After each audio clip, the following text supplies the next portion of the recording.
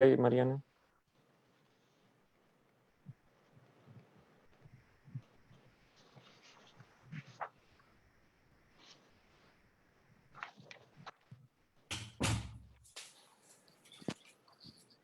Okay, we are online, okay? Okay, so we might as well start and wait for other people to come into our webinar. So welcome to everyone again. This is our third webinar for the Cost Action Rural NEET Youth Network. Before we go on for our session today, just a quick reminder on the rules for this session. First of all, please do keep your microphones off during the presentation. We will have time for question and answers as it always happens in our sessions, but please do keep your microphone out during the presentation. As I said, the session will include time for questions and answers, so discussion will be open after the presentation, and you can send us your questions if you do prefer to by Zoom or by Facebook, because we are live in Facebook too. So if you prefer to use the chat to write down your questions, please feel free to do it, and we will include these questions during the presentations. Just a quick word on Rural NEET Youth Network. This action is funded by COST, European Cooperation in Science and Technology, and it's a 4-year project that started in October 2019, so it's a very recent project. We are focused on 3 main goals. One, to create knowledge and research capacity around the topic of rural needs, which is an understudied topic in the literature.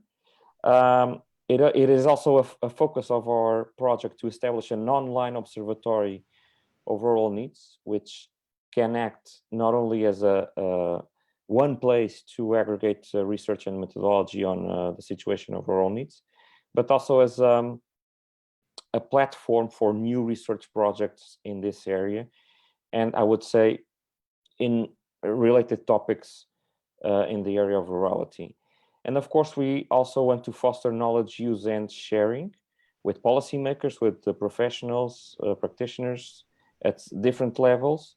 And this is one of the reasons why we decided in this time of pandemic to create this program of webinars, which allow us to keep members of the project involved, as well as other participants outside the action.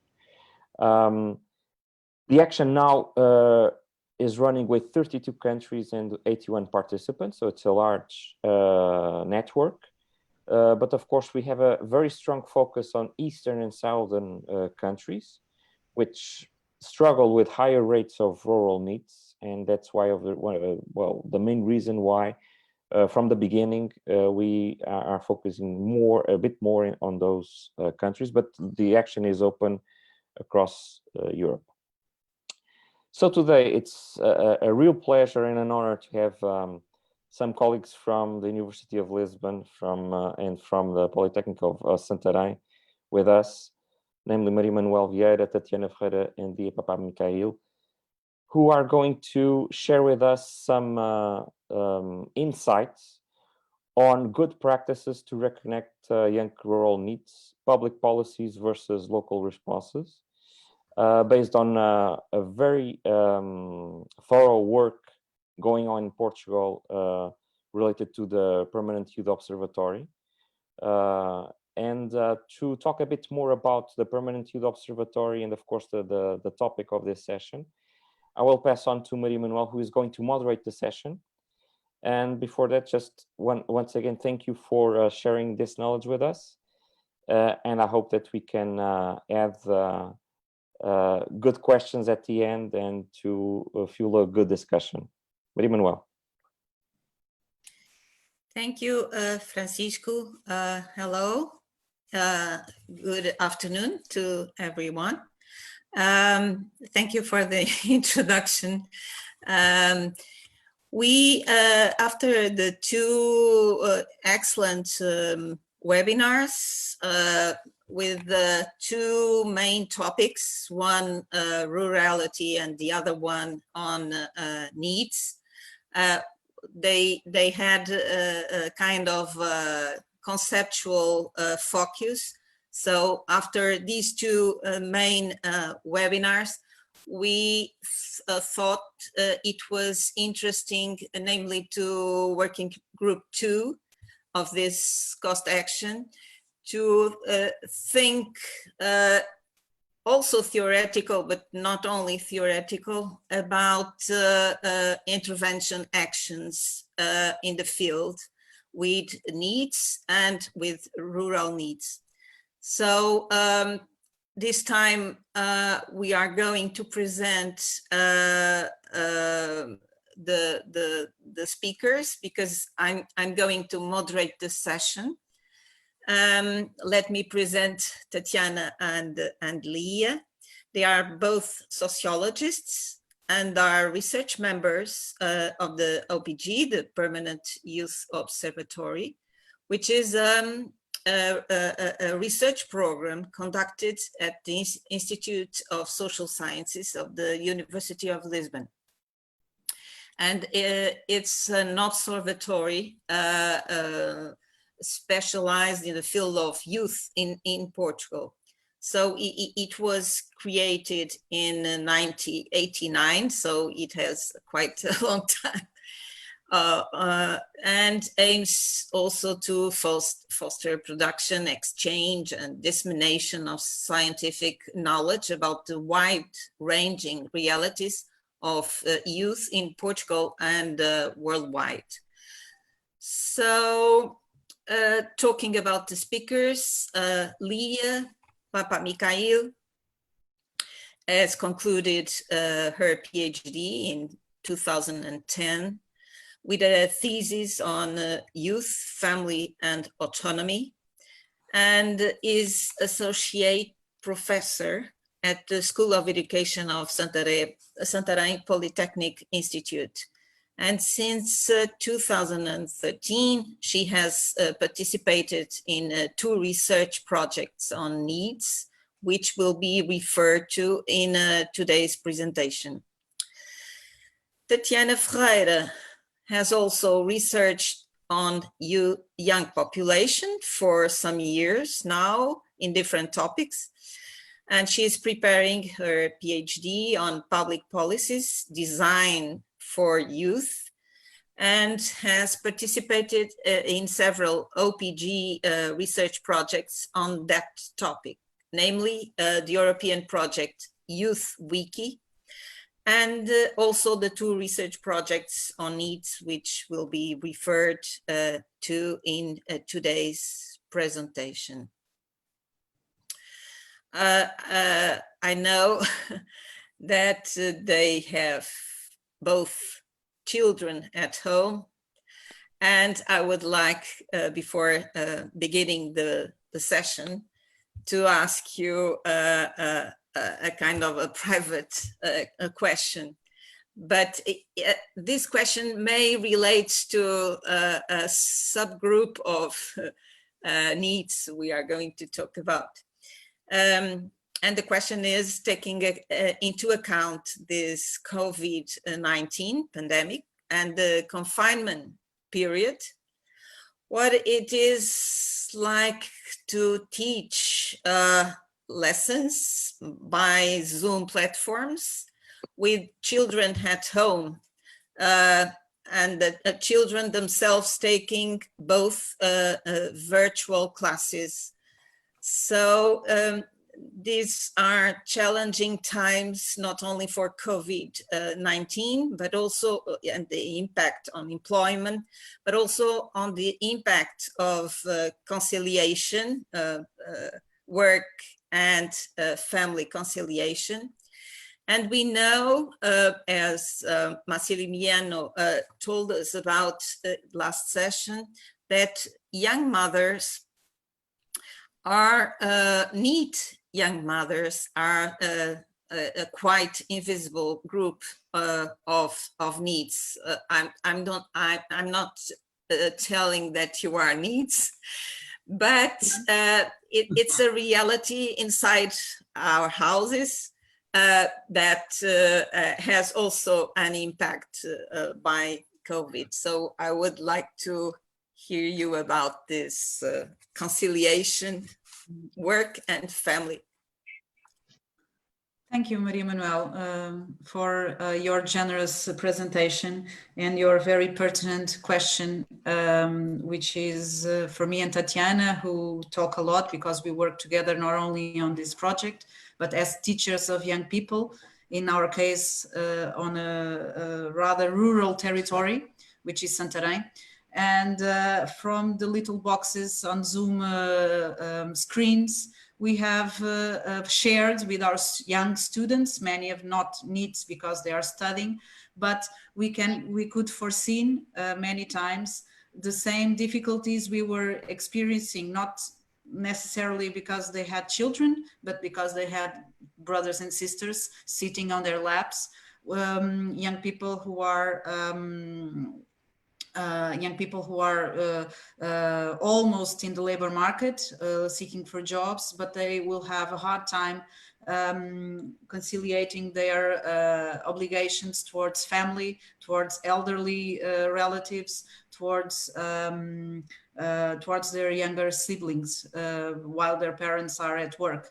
And they could see also, because they could also see the landscape of our own homes, that we had the same difficulties, and we were teaching class while a hungry child asks for yogurt or has a very special urgent need that cannot wait. So it has been, and it's still being a very it's not over.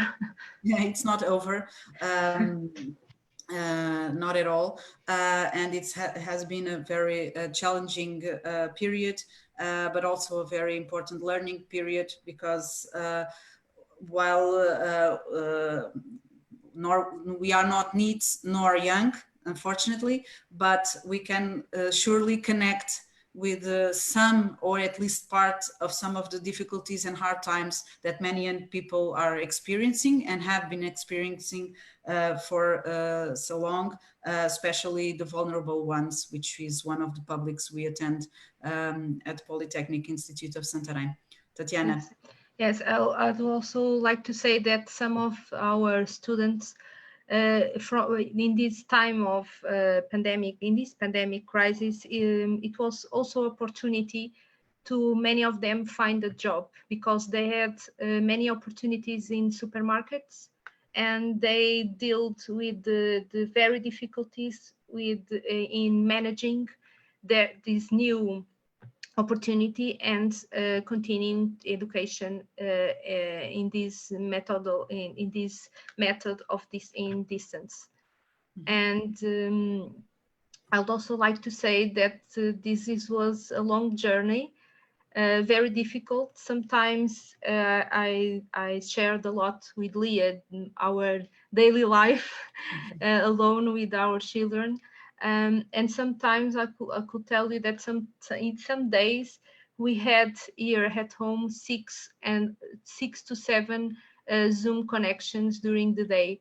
So you can have an idea how difficult it was to manage our classes, the children classes, but we are alive. Here to share today. Here to share today, yes. Thank you. After this introductory conversation, we will go on to your presentation. And I say your presentation, I am also a co-author, so this seems to be a kind of schizophrenic exercise to moderate my co-authors, colleagues, but I'll try to do my best. So if you want to... Okay, I'm gonna start to share it. Okay.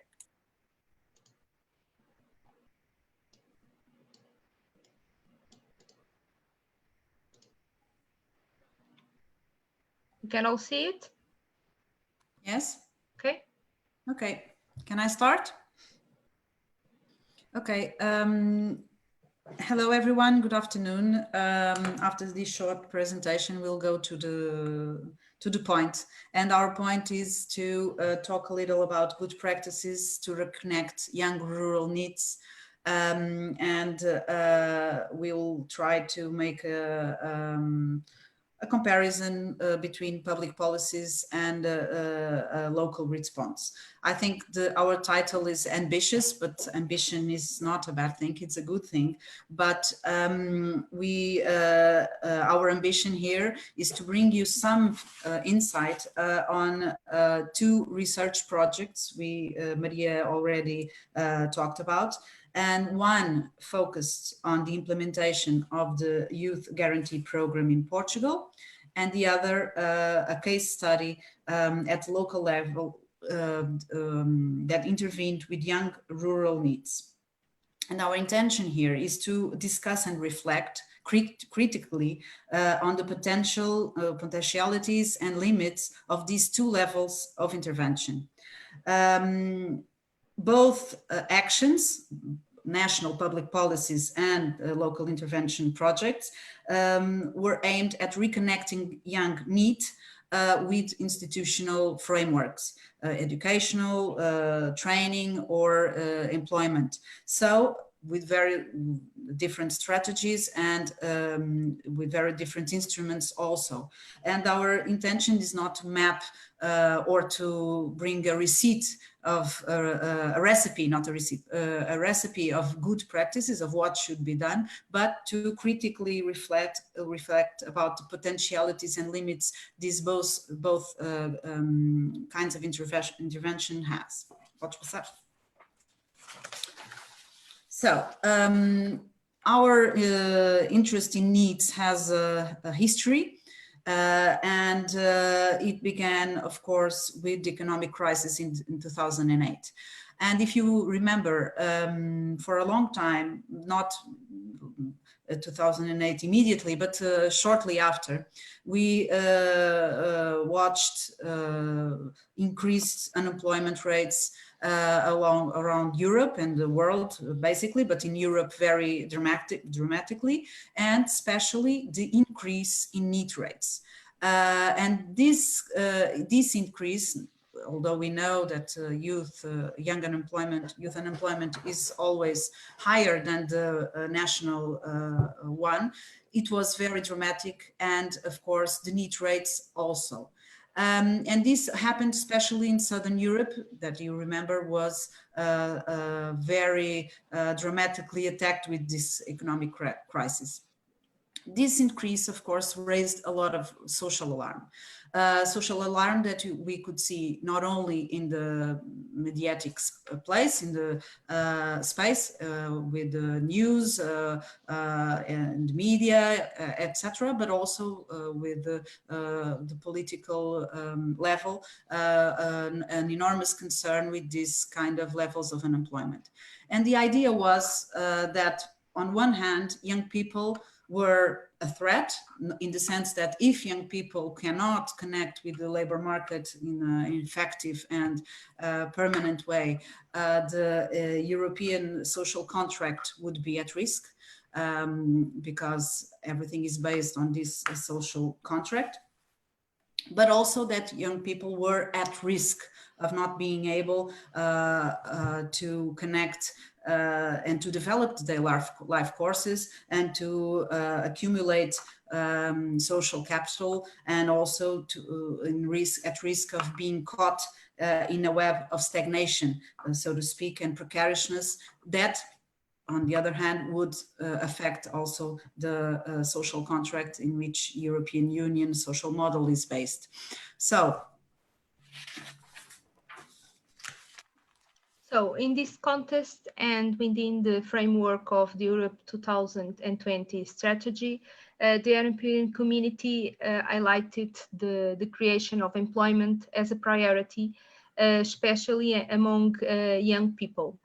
Youth Guarantee was launched, and the program is presented as the largest package of public policies for youth in Europe, and aims to reconnect young needs in the labor market or in education system. It pretends to ensure that all young people under 25 years receive a good quality offer of employment, that they continue education or experience an apprenticeship or a traineeship within a period of 4 months of becoming unemployed or leaving formal education. In some state members like Portugal, due to high unemployment rates amongst young adults, the program targets young people under 20 years of age. 30. 30, yeah, sorry. Youth Guarantee in Portugal has 3 major goals. In terms of education, it pretends to increase young people qualifications. In terms of employment, it pretends to facilitate the transition to the labor market and to reduce youth unemployment. So first, we are going to present what we named Project 1. That is a European granted project named Make the Future Today. The project was promoted by a consortium involving a set of partners with very different institutional natures, like the Portuguese Public Employment Services, 2 non-governmental organizations, and public higher education institution, us, the Permanent Youth Observatory, where Manuel, Leah, and I took part of this project. Leah will explain later in a more detailed way the project objectives. Now I will try briefly present the Youth Guarantee implementation structure in Portugal. It is based on the principle. First, it is important to stress that Youth Guarantee is the implementation strategy is different in each country, because it's based on the principle that each country, according to the characteristics of their needs and their young people, should define the national implementation strategy.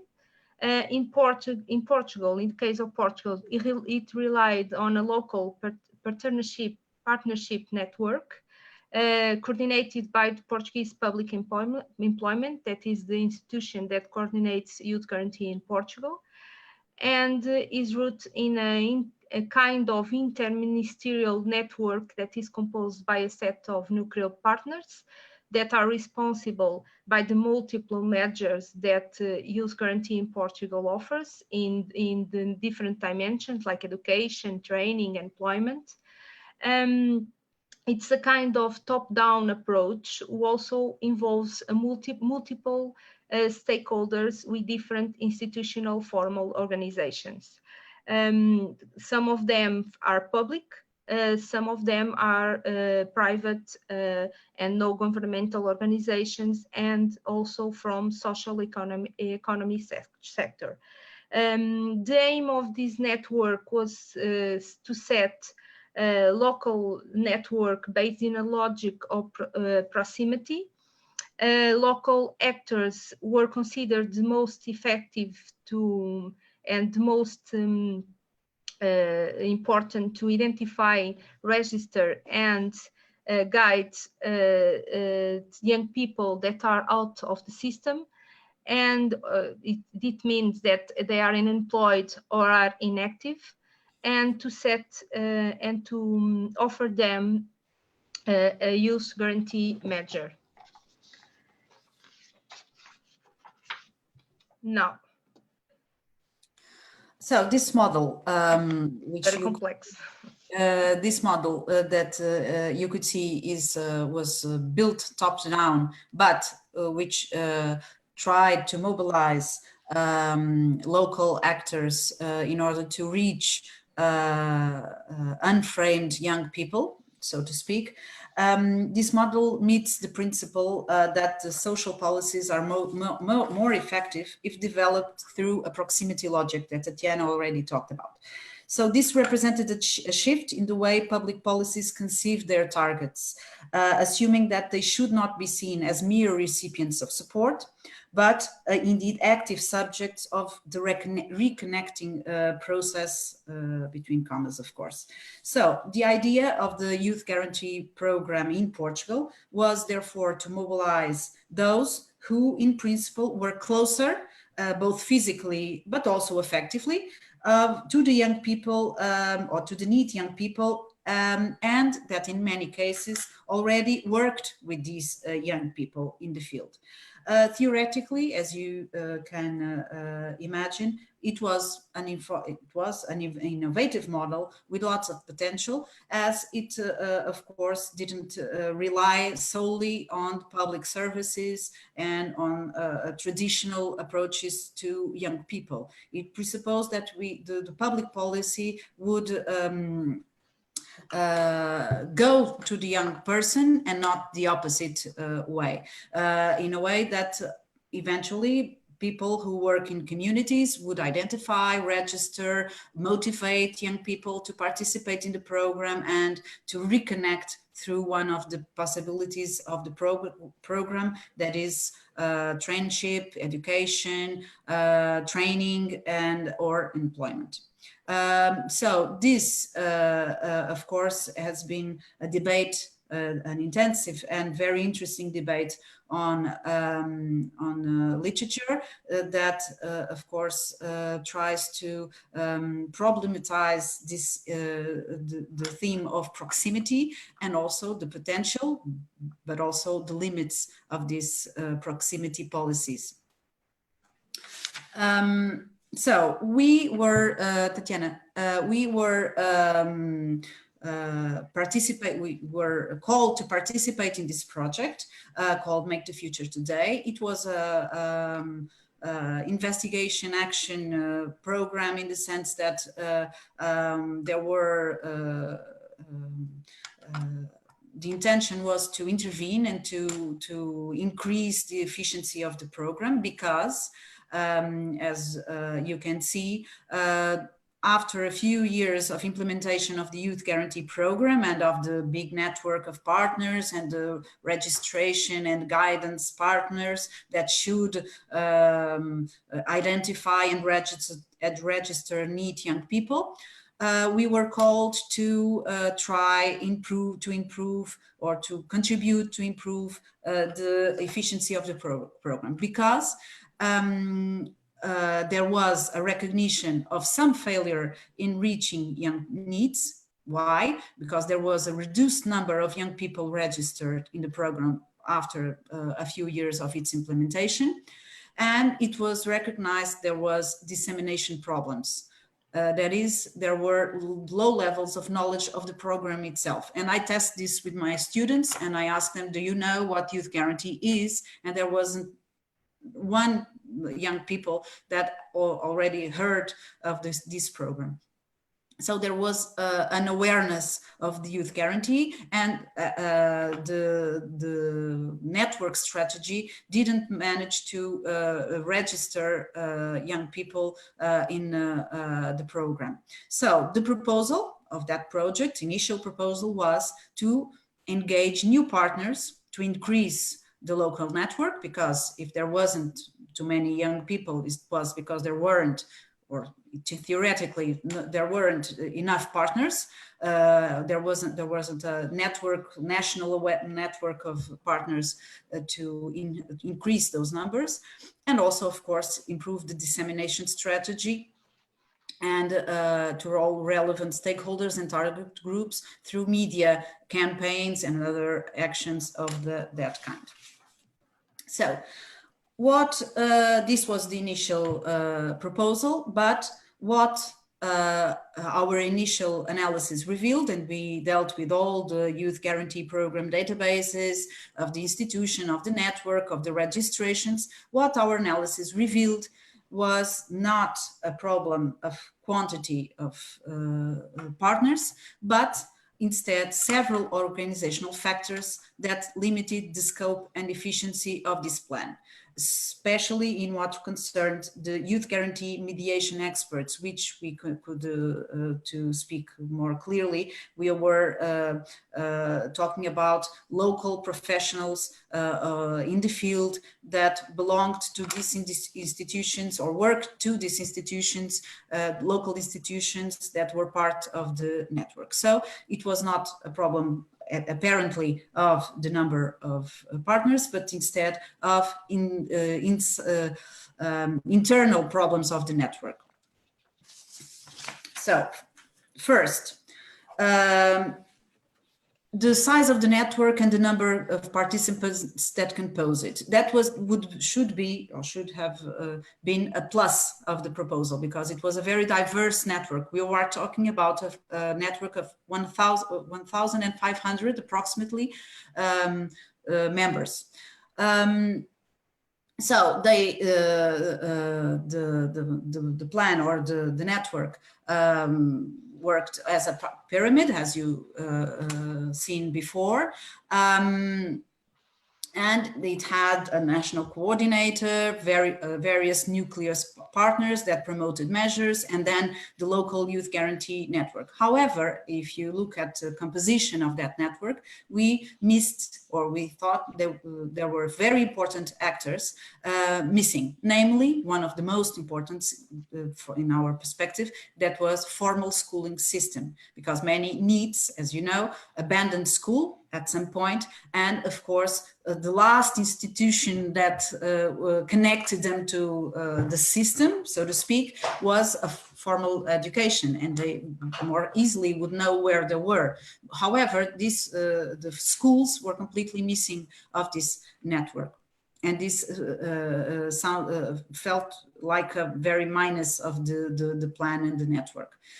We also found out that while analyzing the levels of participation of the partners in the network, that only 27.3% of the partners, so if you think of the 1,500 local institutions that were part of the network, only less than a third had been already at some point active in the network. And this means that at some point of the implementation process, they have registered or guided some young people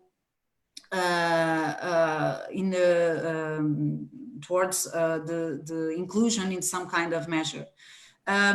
So this was, at least in our perspective, not a problem of number of partners, but in a problem of activation of the partners that the network had.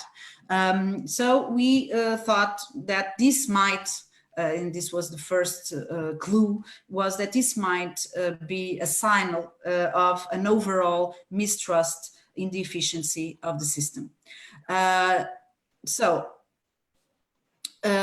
Regarding the size of the network and the number of participants, we felt that there was a mismatch between the policy design and the way the policy was perceived by field professionals. What happened was that the network didn't translate, although we could hear about the great thing that was to have gathered together 1,500 approximately members. This network didn't translate real network relations of cooperation at the local level, but also at a vertical level, and cooperation and common goals, which are fundamental in order to the network work to function. So the relationship between partners were formal ones. So there wasn't here real network relationships.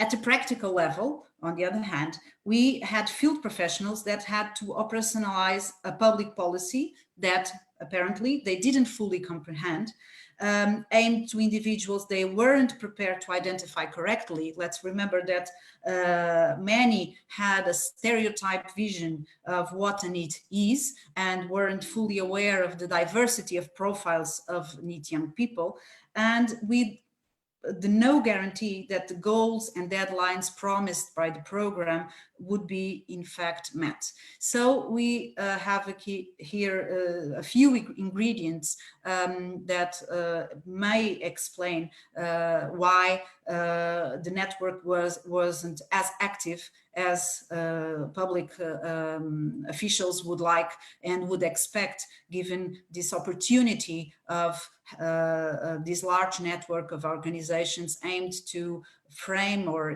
to integrate, include young people in NEET condition. Regarding another type of organizational constraints, can you pass, Tatiana?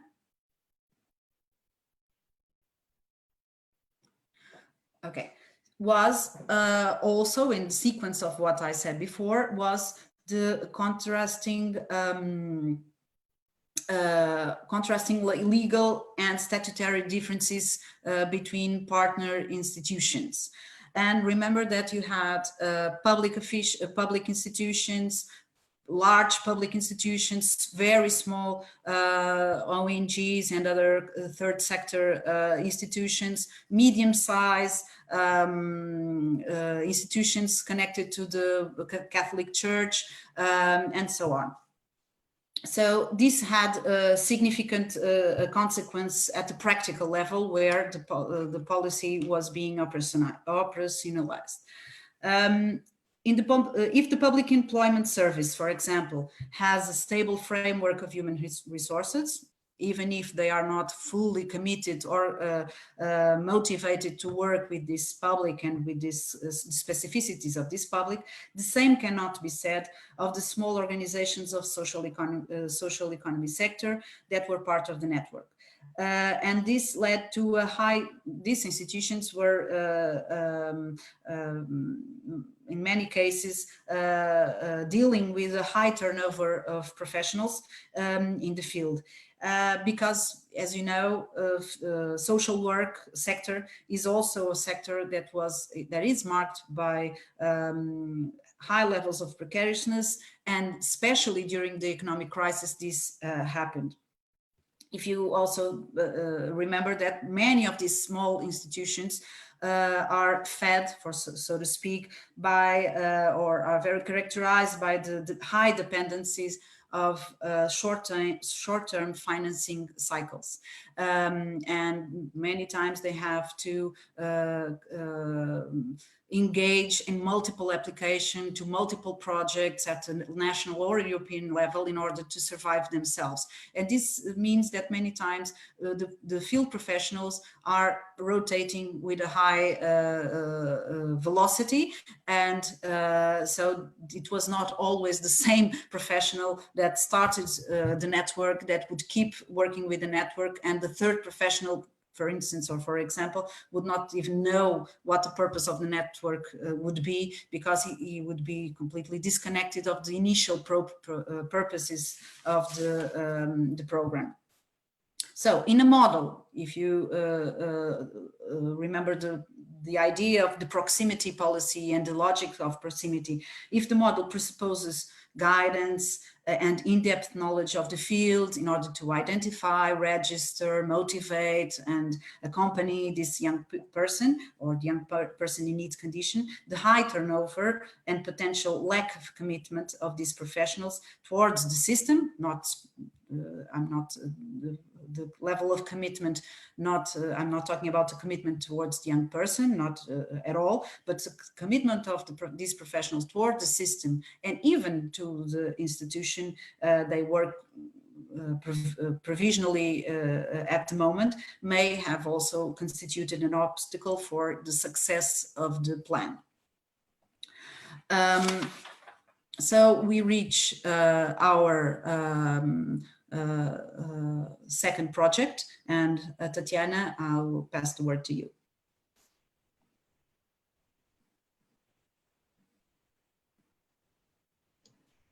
Okay. Now I'm going to present. The second project. One more time, this project resulted by an invitation from public employment services, like the other one. This project emerged from the previous diagnosis that Leah was explaining and presenting, and also from the recognition from the public employment service of this relative failure in capturing the most vulnerable young people in need condition.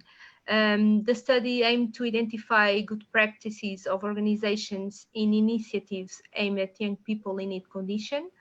In the first phase of the study, we proceeded with a kind of inventory of pilot projects potentially aimed at young people in need condition in their plural dimensions. And in the second phase, we carried out 4 case studies of projects that reveal good practices with young people in need condition. From 3 of them were in urban areas and 1 of them in a rural area. Okay. First, we are going to try to briefly present the model of practices or good practice and case selection criteria that we have adopted.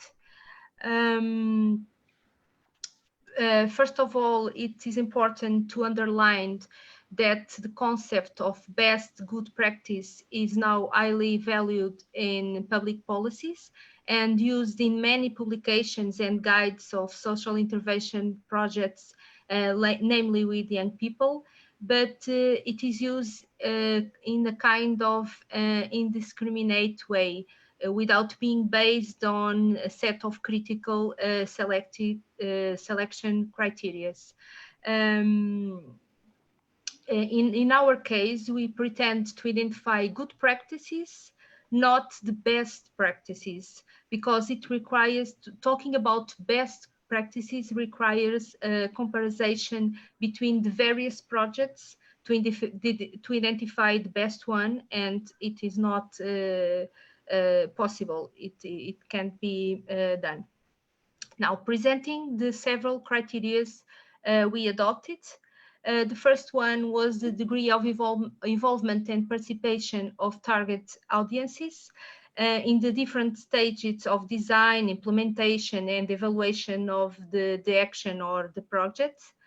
The degree of individualization of the selected methodological approaches that will incorporate strategies that address the unique needs of individuals. So it means that the projects that have this kind of that give importance to this kind of individualized approach.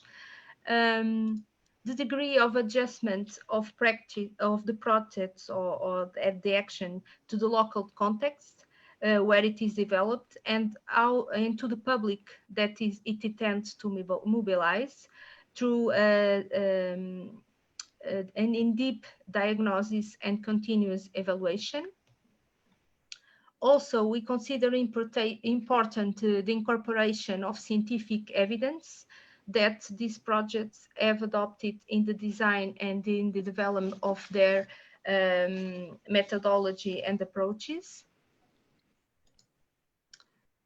We also considered the innovation of the proposals defined that we find in the different projects.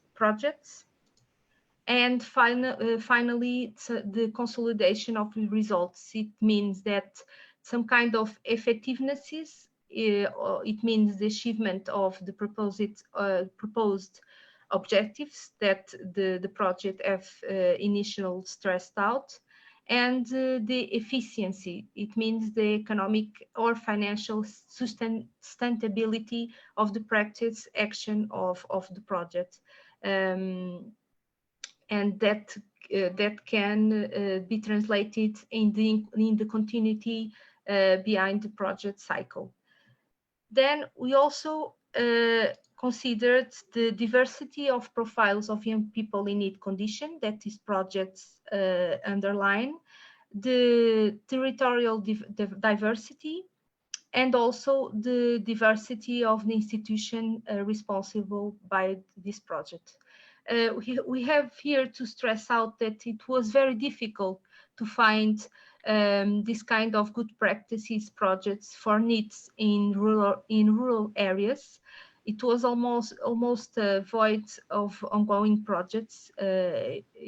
We have dealt with the very difficulties in finding some projects directed to rural young people, and we consider this no data, or it means not the fact that we didn't find any projects.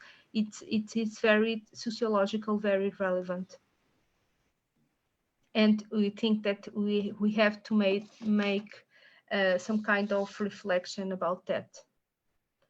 Now we are going to present the project. The one we picked from rural areas is from Azores on Terceira Island. It is developed by Caritas, an institution of the social economy. The origins of this, in Portuguese we say as nossas quintas. We have translated to our farms. The origins of our farms projects goes back to the context of the economic crisis that hit Europe, and in particular Portugal, and is a kind of pilot project in the field of rural needs at local level, and is from a social economy institution, and is based on this kind of proximity intervention. Since 2013, the project has had several formal and financial frameworks and forms of being carried out. Now, presenting briefly the main objective of this project. The main objective is to training young people for employability. It aims to promote the integration of young people in situations or at risk of social exclusion, through experience in the concepts of work in the area of organic farming and in agri-food processing.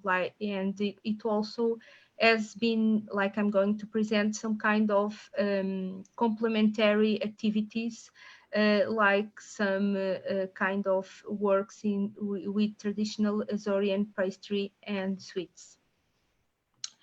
The target group, it targets young people between 18 and 28 years with low levels of education and with a trajectory marked by absenteeism and school dropped out.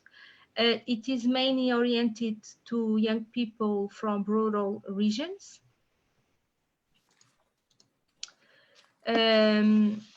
It's a very complex project with several dimensions. We are trying to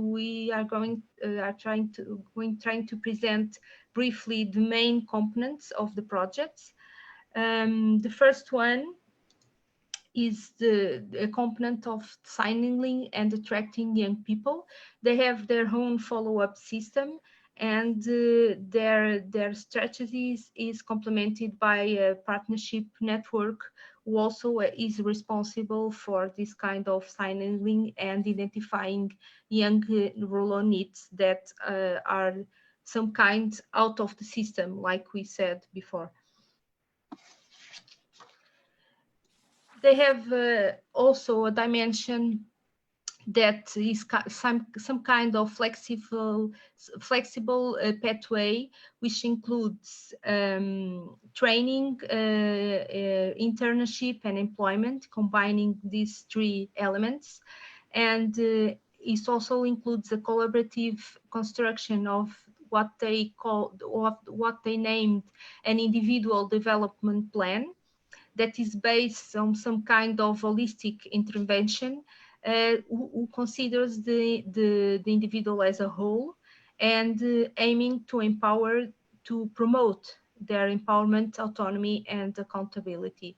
This intervention approach comprised some kind of three levels of integration, whose objectives and activities complement each other. The first one is an individual one, who aims to train young people and promote sustainable integration into the labor market, with the aim of promoting their emotional, personal, and relational stability.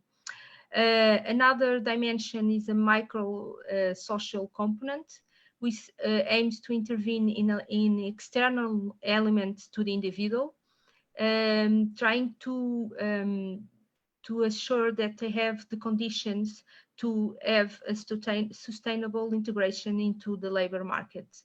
And another one, a macro social component that aims to intervene in the community and to promote the involvement of young people in initiatives, for example, with local producers.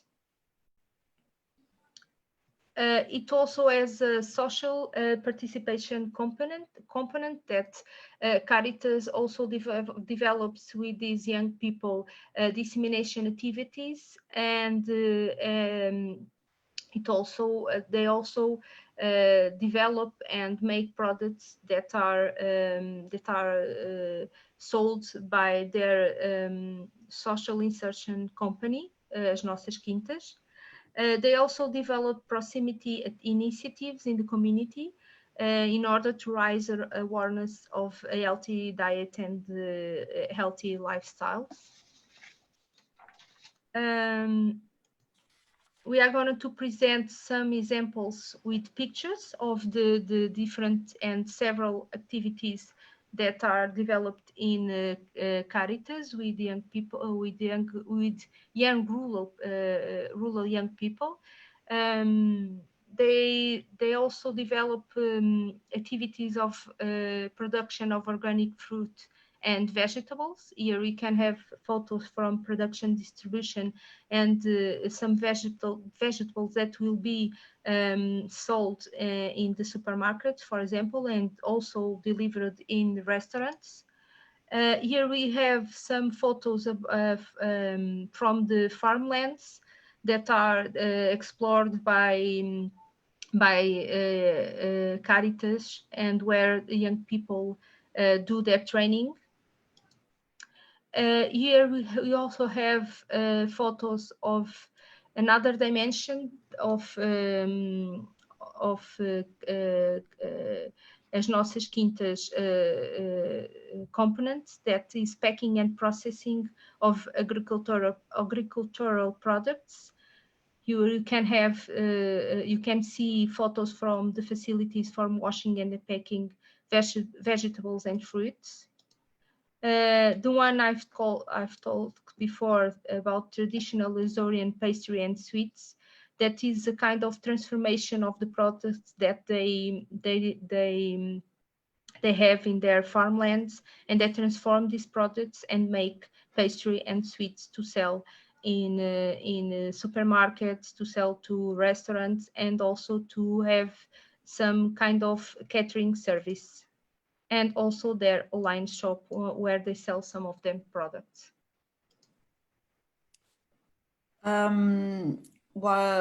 After getting to know our farms and what they do at the local level, we would like to present a few final remarks regarding the potentialities and limits of these approaches. So of course, we are not intending to compare step by step, but to talk about their potentialities and limits, because they are not comparable, of course. Regarding the Youth Guarantee Implementation Program, we are talking of a public policy, and it of course has some pluses. First of all, it has a medium and long-term sustainability in terms of financial resources, human resources, and also of institutional robustness that we talked about earlier. It also has a scale guarantee because it is, so to speak, an universal range of measures and policies that are aimed to everyone who meets the threshold of obligations in order to take part of the program. So it can respond, in fact, to large numbers of individuals that are in the same situation. And it has, of course, national coverage. Regarding the project that we talked about, and here we are naming these potentialities or these qualities of this kind of approach, and bear in mind that in the other case studies we found similar approaches and logic. So this is was found in our farms project, but also in other projects in urban areas that we investigated and researched. And the first of all is, of course, a holistic approach to employability, and this contrasts immensely to the Youth Guarantee Program that only focus in the idea of including a young person in a measure and then taking him or her out of the statistics of NEET condition. In this case, in these cases, we found always an approach that an holistic approach to the individual that, of course, was underlined the importance of skills and training and reconnecting the young person with a training formative pathway that many times they have had abandoned through the formal system, but also taking in mind problems of mental health that may be in the way of the inclusion of the young person, also taking in mind the family situation, the household situation, and other problems that sometimes are major obstacles to employability or to social inclusion, and of course the importance of community intervention and local and the resource to local resources, that is to promote real network work in order to mobilize cooperation with local institutions or to use local potentialities. And our farms is a very good example of that, where there is an opportunity, they maximize it in order to open another window of inclusion, so to speak. The other very important trace we found in these projects and in our farms in particular is the idea of a mentorship for a multidimensional inclusion. That means, and it is links completely with the holistic approach, that the integration or the inclusion of the young person in the program, and then of course after the program, is based in a close relationship between field professionals and young people.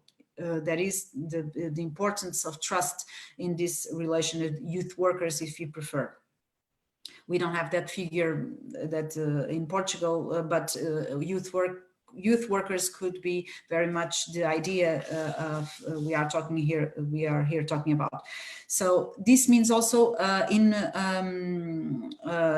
in-depth knowledge of each case, and of course the drawing of individualized solutions within the predefined range of offers, and also very important regular follow-up and guidance. It cannot be like a one-off intervention, because these young people, especially those in more vulnerable situations, need this regular follow-up and guidance. Regarding the limits, We already talked about this double mismatch that is between the policy design and the ideas underlying the policy design and the perception of the policy amongst the field professionals, which were, of course, we realized there was a mistrust of the field professionals regarding the efficiency of the system. And of course, the problem regarding the young people's expectations and needs and what Youth Guarantee had to offer. And as being a top-down policy, many times the offers or the measures weren't adequate to young people's expectations and needs. Of course, the scope, because we realized that only 50% of the young people registered in Youth Guarantee were in fact attended and guided by local partners. So although it is a universalistic type of approach, only a few young people gone through the process with success, and this is a very downside of the Youth Guarantee program.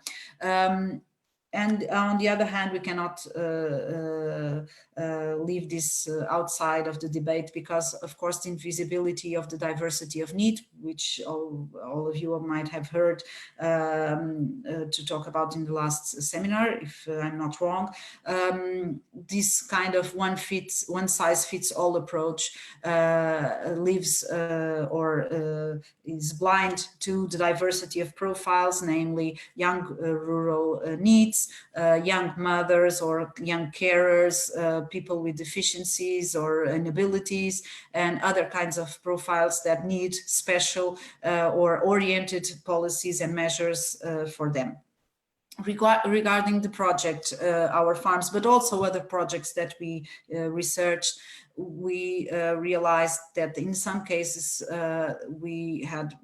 there are problems of management regarding, namely, the complexity of articulation of the several projects. And when I talked about the need that institutions feel of constantly applying and mobilizing new projects from new lines of financing, and this articulation is very complex in order to give continuity to projects or to interventions in the field.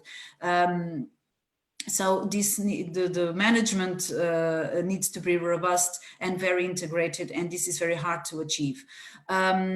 Also, the high dependence of the network of partners, and it's a good thing to have partners, but also the final outcome is very dependent of the performance of each partner, and this is the downside of a network work. Also the timings, and this is also very transversal to other cases, which is to reach a good balance between training cycles and sometimes calendars, year calendars, and seasonal activities, for example. This is very hard to achieve this balance.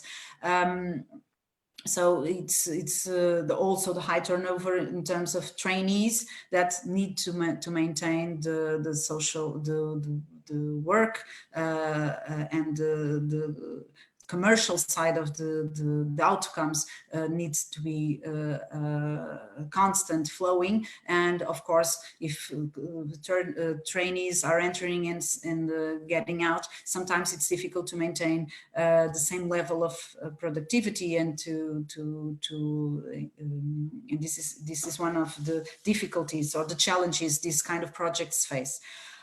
Another thing that we feel it's very important to stress is that in rural contexts mainly, it's sometimes this was something that was shared in our farms, it's sometimes hard to fight the conception of agriculture as a downward social mobility path, and families many times to motivate young people to engage in training or something or professions that has to do with agriculture see it as a failure and not as a success, because intergenerationally it would mean that like a social stagnation process and not social upwards mobility. employability process. So this is a problem when projects invest in bringing rural young people into a rural lifestyle, so to speak, when many families have the ambition of other kinds of lifestyles and other kinds of activities.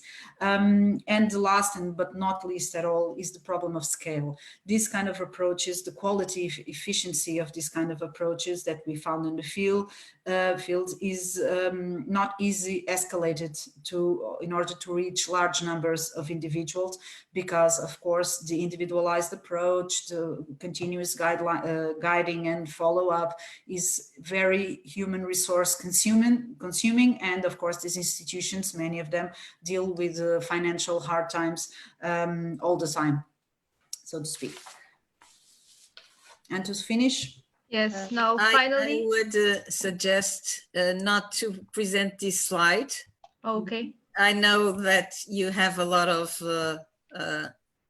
questions in this Yes. discussion topics. I would prefer to open up for questions, and then if there are no questions, you can move on to this slide. We can really reveal our questions. Yes, yes, because we have Out of time. 20 minutes after the schedule. Yes. So we took a long time to with this presentation. So I think a lot of things have been discussed, and I suppose this time there are a lot of questions already. I've seen. Maria, there's a question here at the forum. It's probably a clarification requested by Anna concerning youth guarantee. Who are exactly the local partners? Are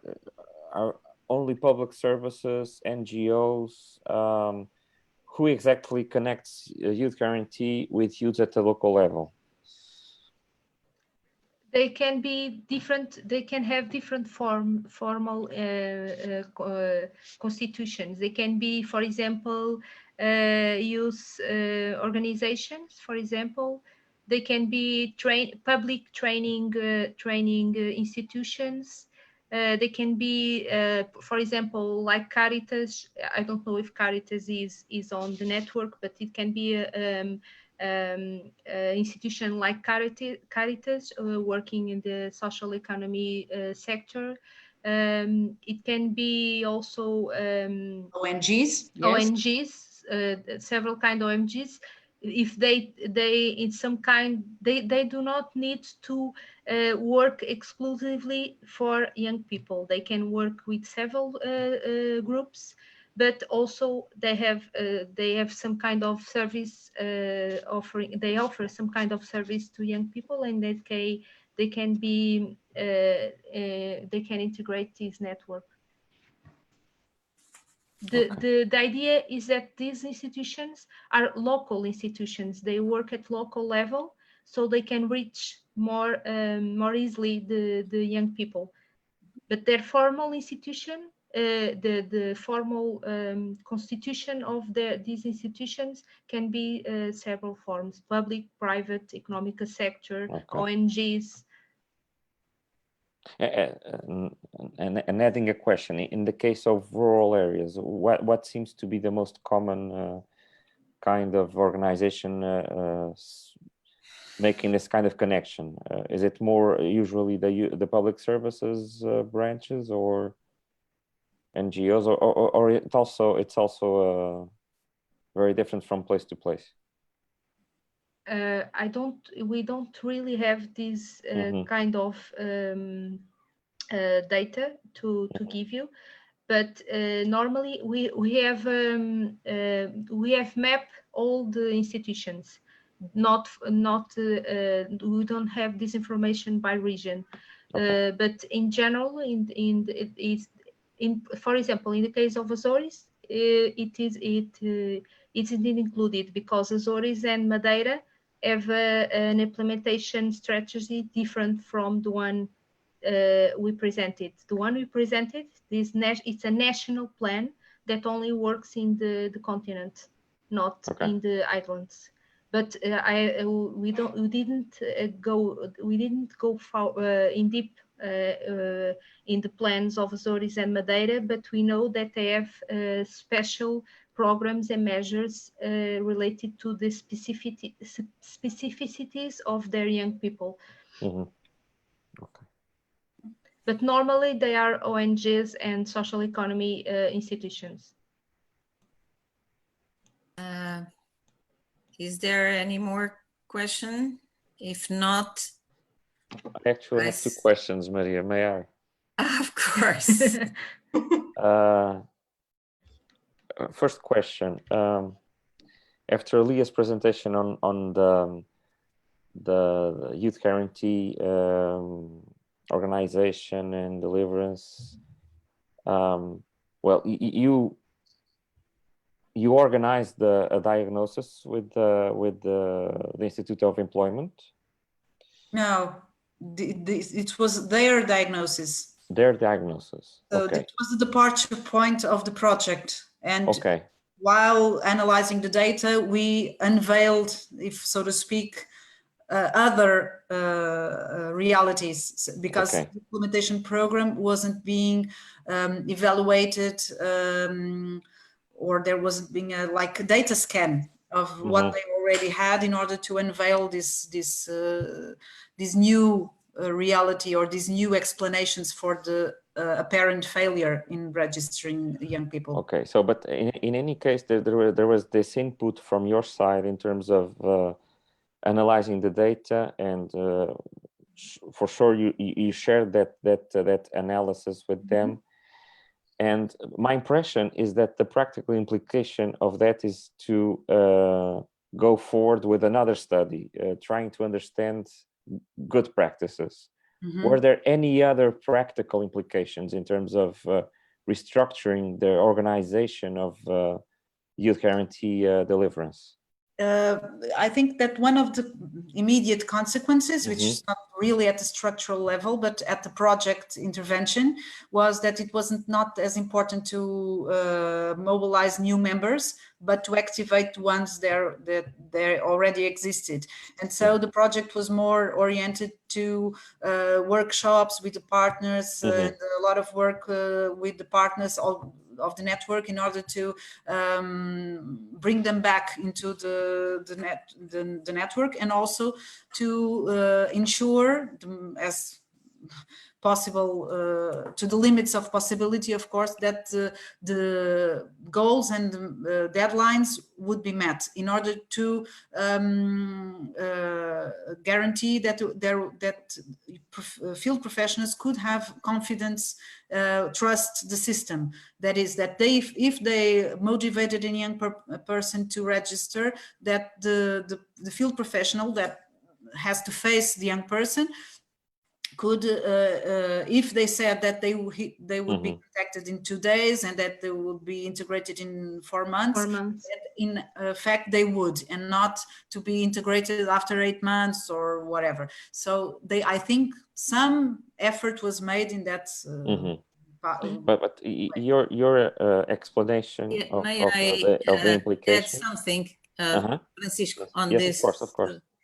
Yes, I think our contribution as sociologists or as academic field in this project with the Instituto do Emprego was also to make clear or bring some scientific evidence to the partners, and to show the different typologies and groups of needs, because we had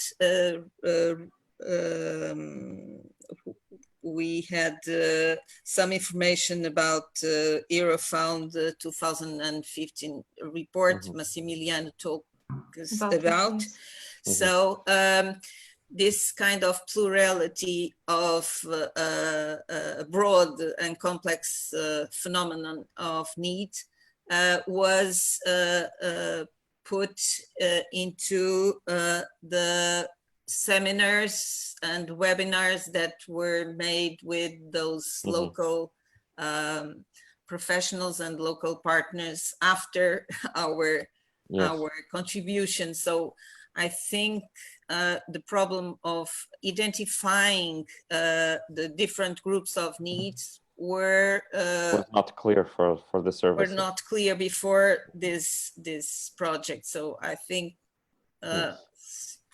we had some complexity.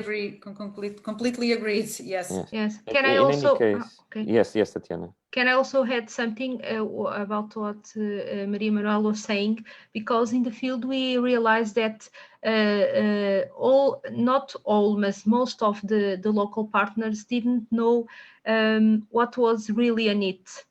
And that was they didn't know how to they couldn't identify and signing a NEET if they don't know what is a NEET. They have a unidimensional idea of what is being a NEET. For example, many of them didn't consider that they have young people that working in volunteer activities in their institution, for example, and they didn't consider them a NEET, and they didn't consider them a young people that could benefit from some of the youth guarantee measures, for example. But they are NEETs because they don't have formal activity. They are only volunteers. And these projects also bring to the field these training sessions to give to local partners some information and some relevant academic information about what is being a NEET. And another thing I think was also important, and it was also a contribution of our participation in the project, was related to the dissemination activities, because one of the organizations that was part of this some kind of consortium of this project was responsible to develop dissemination activities to spread youth guarantee measures and to spread the information about the program. And we also contributed to the how we can say it, the output, the posters and the image that was developed to Youth Guarantee, that also was an image very stereotyped about what is being a NEET.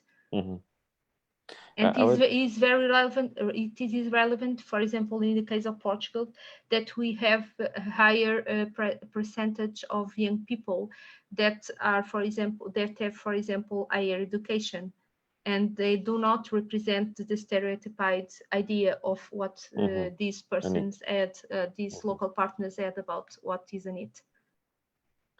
But all your comments just bring me to a very short comment, which is the fact that even in the sense, even in an attempt to change the program's perception, knowledge, sharing information with partners, there's always this kind of unidirectional top-down approach from public services to NGOs to local partners, in the sense that they might provide information, resources, money, but that's it. They don't do with the organizations. They don't cooperate with the organizations. At least it's my impression. So we're talking about a model of intervention which is still, it seems, very top-down and less cooperative. And that makes me think about some initiatives like probably you have heard about, like the one-stop shops, which are very common in Sweden, very common in Ireland, in the sense that these are not typical youth centers as we all know it, for informal learning and education and training, but places where public and private organizations collaborate in terms of delivering services to youths. So the impression I get is that even when more information, more knowledge is shared, the model of working out with organizations and people is still the same. So this raises the question: how much change has happened to enable that? For instance, a huge program such as Youth Guarantee enables that, in fact, those that are harder to reach, including rural needs, are really approached by the program.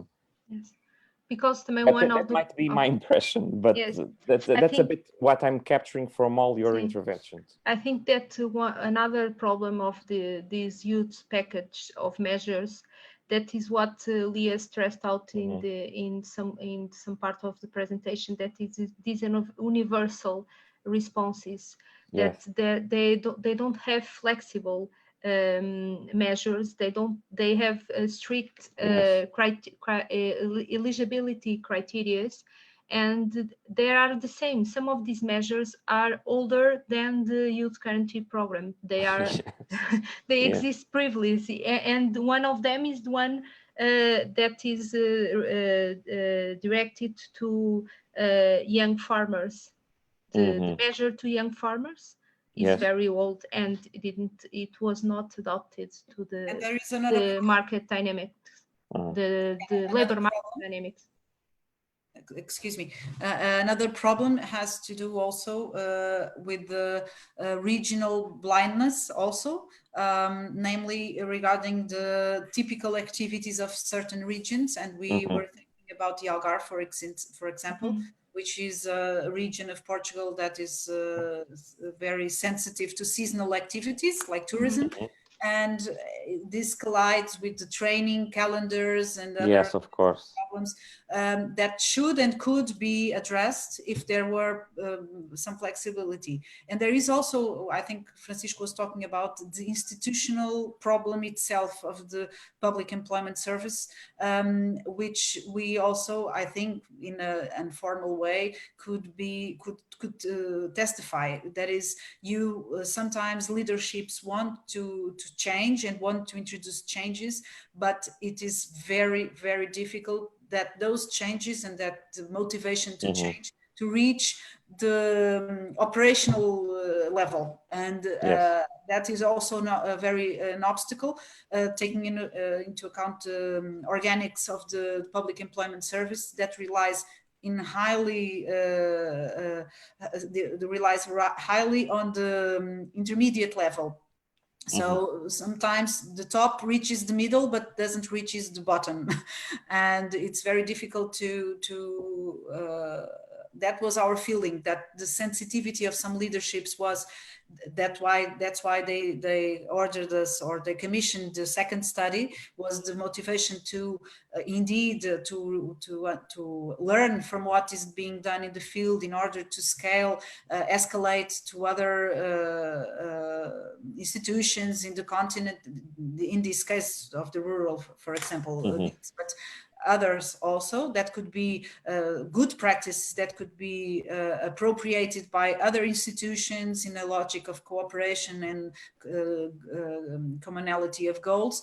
But indeed, as you can see, I think there were good intentions, but with some eventually little fruits of the output. Yes. intentions. Okay, thank you.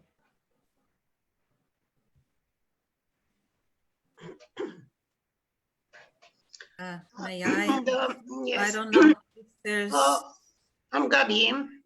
Okay. The local producer was a partner in the project.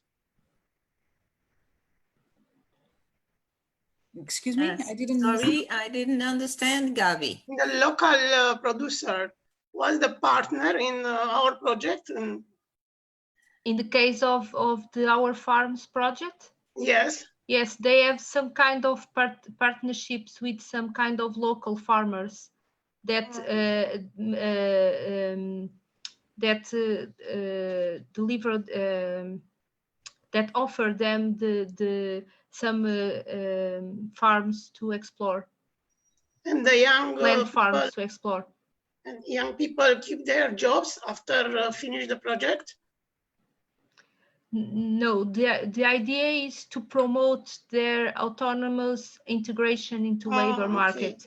They have a plan, some kind of individual plan to define the goal and to define a sustainable integration into the labor market. And they have all these layers I explained, the individual layer, the macro social layer, and the other dimensions, and they intend to promote their autonomous integration into labor market. These fields are explored during the training sessions and the involvement of the young rural NEET in this project. But the idea is that in the final they autonomous integrate in the labor market. Okay, thanks. But Azores sounds more like a tourist attraction. How do you insist on agriculture? It's not easy to have a job in tourist or in service. I think Francisco is to answer more the right person to answer that. There's in Azores there is growing a kind of sustainable tourism, linked with nature and open spaces, but not, I think, a kind of mass tourism as in other parts of Portugal. Yes. And not in all the Algarve and yes. Actually now it's no tourism. No tourism. now it's no tourism. Yes, but it's a kind of a more sustainable approach to tourism. And I think the perspective of the regional authorities is to invest in that kind of approach instead of mass tourism. Okay. Thank you. But I'll talk a bit more about that in on Monday. Yes. Okay. So now I would suggest you to put on air the slide with some questions. It may promote other kind of questions. Yes, we tried to set up some kind of discussion topics, and as we started to talk about we started in the webinar talking about COVID-19, we are finishing talking about COVID-19 also. 19, yes. I'm very tired, sorry. COVID-19, yes, sorry. When compared to the latest economic crisis, what are the new challenges and opportunities that COVID-19 pandemic crisis can bring? This is some kind of the question we stressed. We have some topics we've thought about that we are dealing with the new and significant increase of youth and unemployment. And this is particularly important in the case of Portugal, considering that NEETs rates are mainly composed by unemployed young people. And we are also facing some kind of configuration of family and labor market dynamics. And we think we were thinking that this could some kind of create new opportunities, thinking about, for example, in the revalorization of local products, for example. We also thought about the urban way of life that was some kind put into question, the cultural shift towards the revolution of rural territories and way of life. And this is, I was discussing this with Leah yesterday or earlier about our students that now, me like Leah, are closed in a small apartment with no external areas. And for example, in Zoom, we're seeing that our students that mainly live in rural areas, many of them have some kind of free and external space in their houses. For example, is this kind of urban structure we have in our cities, that most of us are closed in apartments with no external areas. Another question was if will rural professions and activities became more attractive for young people, especially for those who are living in rural contexts. And we also, and then finally, we also underline this question: which political and institutional responses will be given this time? And we think that we need to adapt financial priorities and policy measures to local contexts and the specificities of need profiles, as is in the case of rural young people, especially in the context in which it is urgent some kind of to fix young people in rural areas.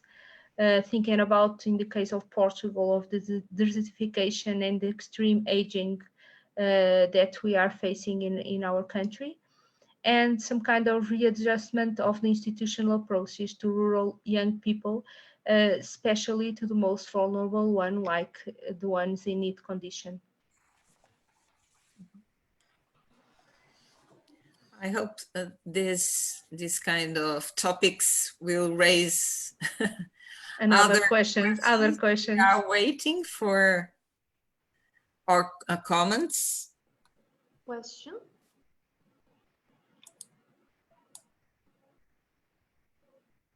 Could you hear me? Yes, yes. Yes. Okay, I have several questions. The first one is related to the youth guarantee. I would like to understand the part of the young people. If I've, for example, finished my study, how I can involve into that program? Is the public employment service to filter the young people and send a message or invitation? How it's going on? You have two ways. You can, the young people can autonomously make some kind of inscription in the Youth Guarantee website, or you can go to the public service, to the public employment service and make your inscription.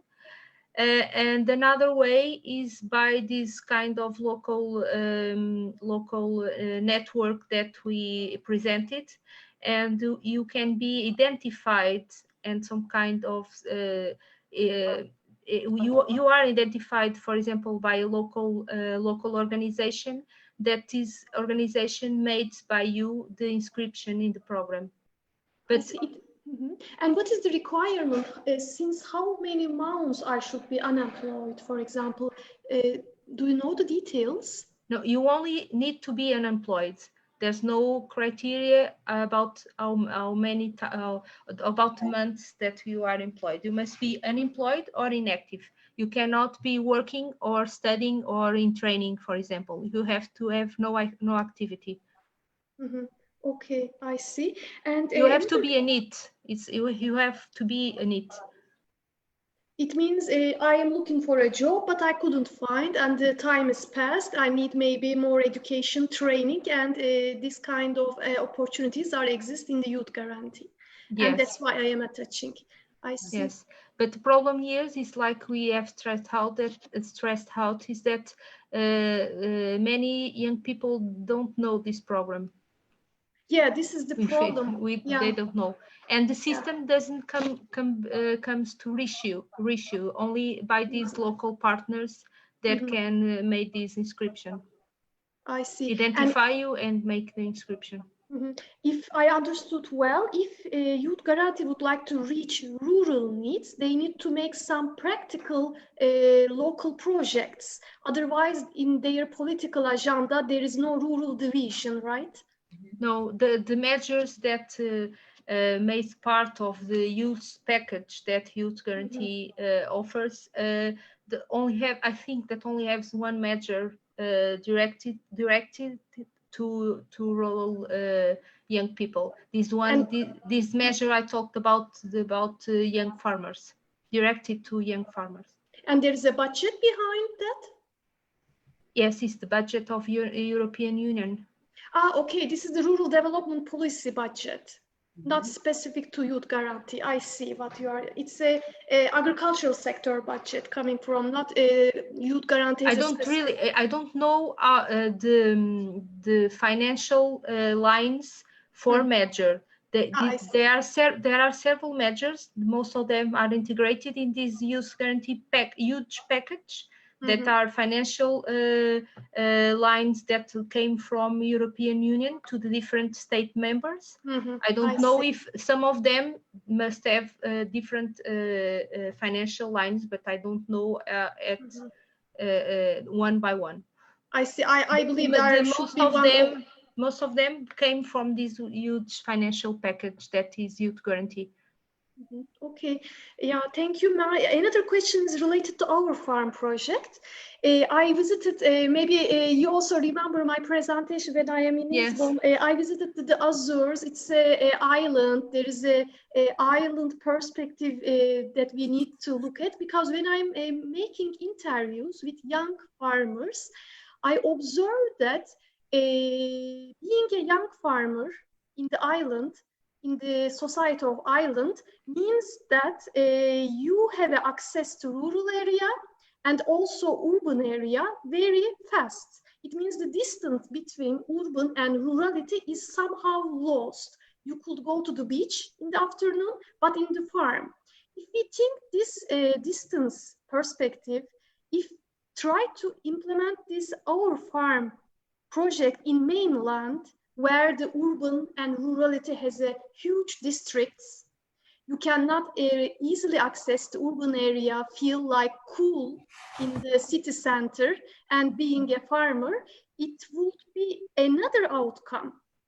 Did you, when you say there is a one step back in the social mobility, when you consider this program, and the parents don't want to let them, did you look at from that perspective when you are doing your analysis? Because it's an island project. It's not a mainland project.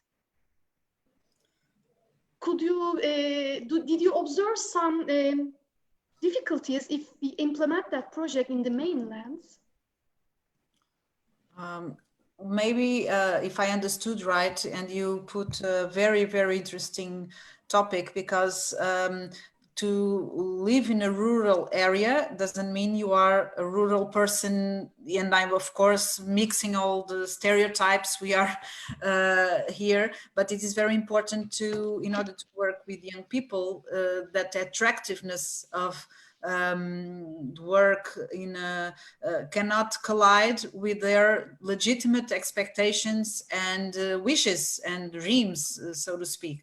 So in fact, in Azores, everything is very near, and you can live in the city and work in the farm in the same day without any problems. But in the mainland, you also find places where this is possible, as we are a very small country and with very dispersed population too.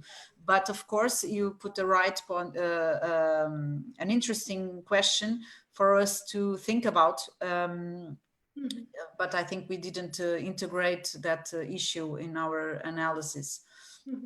I see. And is there any initiative to apply the same project in Portugal, in a mainland, or adopt the same idea and implement in the mainland in the future, maybe? I don't know. We don't know. This was the initial idea, is to, when we were invited to make this second project, the idea is to make some kind of inventory of the projects with good practices and giving information to the public employment services in Portugal, in order they can select some of them and scale them. I see. But we don't know if this is going to be implemented or not. But the idea is that the initial idea of this project is that to select some good practices and to scale them. Not in the it could not, some of them could not be escalated in their own total dimension, because they have specificities related with the context, local context, with their activities, for example, but legal framework also, and legal framework also. But they have some kind of, the idea we try to develop was to stress out the dimensions that could be scaled for another in several contexts: local context, financial context, institutional context, and also activity, economic activity contexts. Okay, I see. Yeah. I could add something also that comes from our studies and observation. We in this presentation we have also only focused on organizational problems, potential, but we didn't present all the studies. But the three of the good practice projects, local projects, were very much supported also by municipalities. And this brings a kind of inequality differentiation in Portugal, because richer municipalities have the money to support a lot of innovative local projects, and rural areas almost have poor money, so they don't have the same possibility to implement and support innovative projects, local projects, and support organizations, local organizations in the field to work with needs in ruralities. We were, when we were talking about the organization of this presentation, the three of us were thinking about a project, a colleague of ours, which is Vitor Ferreira, has produced on the new kind of dream jobs for young people in modernity. And he was studying some professions which are not necessarily supported by the educational system, like football player, like master chefs and fashion models, and which are very attractive, at least for Portuguese young people, or some. It's very global, yeah. Yes, and we were thinking about what kind of similar attractive profession or job can we find in rurality spaces, in rural spaces.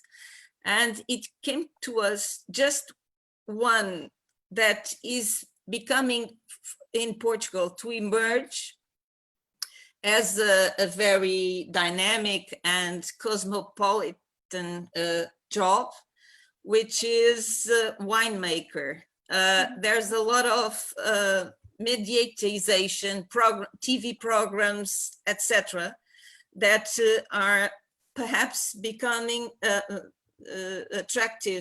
attractive job for young people, as the same as master chefs. There are a good number of television programs. They have international awards for their products, and they also have internships that imply international mobility. So we are seeing some perhaps future attractive jobs but they are very supported by media and the dissemination of this kind of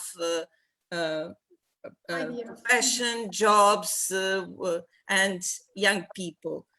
Perhaps in the future, if media takes more attention, even due to COVID-19 pandemic crisis, put more emphasis on ecological agriculture and farmers, perhaps we can see in the near future some shift on this kind of dream jobs, but it's difficult to find in rural areas jobs that may linked to agriculture or forestry or fisher to be dream jobs for young people. I agree. I imply a lifestyle full of glamour, if not, or a lot of money and prestige and reputation and awards. Yeah, exactly. I agree. When I'm doing my interviews in the EU islands, I also observe if you have producing wine, you keep, you feel yourself in the upper society because you are mostly working with elite people.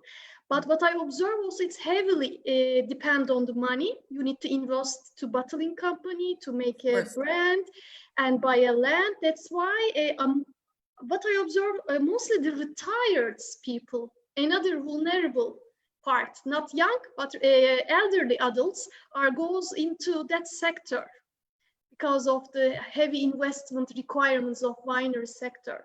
But the chefs, yeah, I agree. There is a potential if there is a good education background, it could be a popular job, yeah.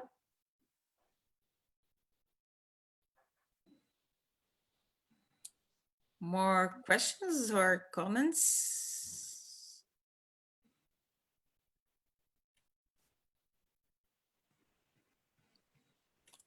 Another question due to, that our first project allow us to unveil. We did studied the youth platform database from the Public Employment Service, anonymous, of course, but we saw that this kind of approach, the national approach based on a kind of approach due to ICT technologies, have also created some inequalities in the NEETs different groups. We discovered that people with tertiary education, mainly girls with a lot of educational resources, were the ones who were more active in the platform. So they use this additional kind of resource, as many others resources, to find a job. So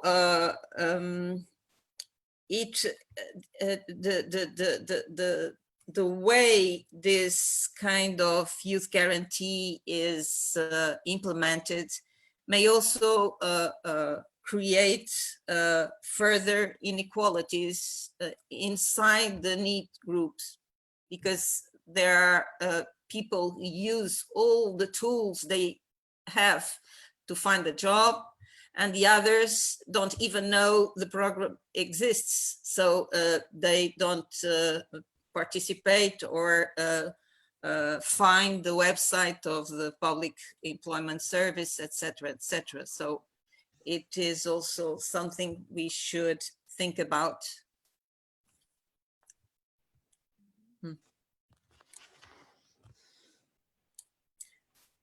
More questions? No, we are, I think we are just near the time, right, Francisco? Yes. I'm just checking if there's any more question here in the forum, but I don't think so.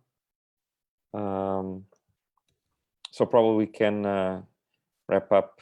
And again, thank you for sharing these thoughts on one hand the public policy approach, and on the other hand the local responses and how they act to be more directed to the local needs of youths, specifically of NEETs. I think this is a great contribution, especially for those that are working in working group 2, as Maria said, because they really have to look at mapping these practices across countries and bringing out other projects or ideas that are being developed across Europe regarding the situation of rural youths in rural areas. So I think that many of the topics that you discussed today really connect with that and add to that discussion that is going on working group 2. So for that, thank you very much. Before we finish, I would just like to share with you that I'm going to share my screen too. Next Monday we have another webinar. In that case, it's your friend that's moderating, presenting, and well, I hope not making himself the questions. So you're all invited for the discussion. The focus of my webinar is on actually the Azores Islands that we were talking about today. But the idea is to discuss this case as an example of how to profile and what are the main characteristics of rural youths. So it is focused on a specific territory, but the discussion is going to be around the main characteristics and profile of rural NEETs. So next Monday at the usual time, we'll be here. And before ending, just to remind you quickly of the COVID-19 impact survey that our action is developing. This specific survey is aimed at professionals and organizations and not to youths. And we are trying to collect some impressions of practitioners, decision makers, people with responsibilities on NGOs, on what seems to be the impact of COVID-19 for NEETs. So if you can participate and help us to understand a bit more your perspective, please do contribute and just follow this link. It's online, so it's a very quick survey, and you can share with us some thoughts. So on my side, thank you again, Maria, Tatiana, and Leah. Thank you. And we'll be back on Monday. Thank you. Thank you. Thank you. Bye-bye. Thank you. Bye-bye. Bye-bye. Bye.